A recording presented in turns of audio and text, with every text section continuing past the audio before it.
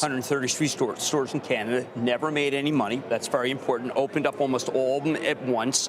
I understand that it was actually, you'll look at the numbers, say it's a couple $1 billion loss. No, it's a $7 billion loss, start to finish, not done by Brian Cornell. This was the equivalent of the bridge too far. This was this was Operation Market Garden. They opened it all at once. They parachuted into Canada, September 17th, December 25th, 1944.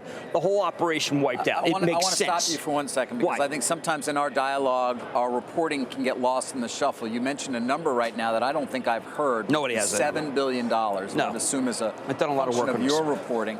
$7 billion in losses, Jim? Remember, previous administration of Target was a travesty.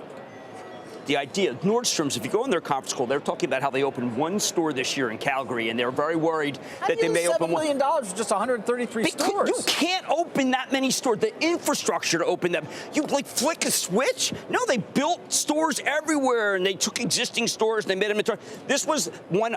We'll look back and we'll look at. This is the biggest blunder in the history of retail.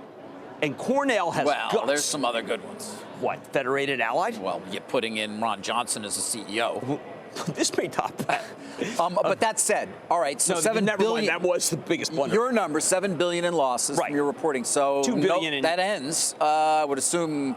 Now, it's a good move. They have a great balance sheet. It's a fantastic move. Canada is very hard to understand. It's been a major distraction. Target is one of the retailers that I've been saying has had an incredibly good Christmas. Remember, I was going to say, they had seen Q4 U.S. up 2. Now they're talking more like 3. Cornell is the tough guy. He's like Eisenhower in 44. All right, enough of this. We're not going to do this craziness. We're not going to parachute into Canada.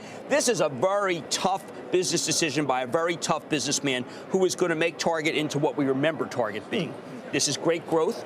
This is why I said that retail number yesterday made no sense to me, because this is the kind of this is the beginning of the re-rating of Target. Now, the stock is up a lot already, but Target's going to go back to being a great retailer.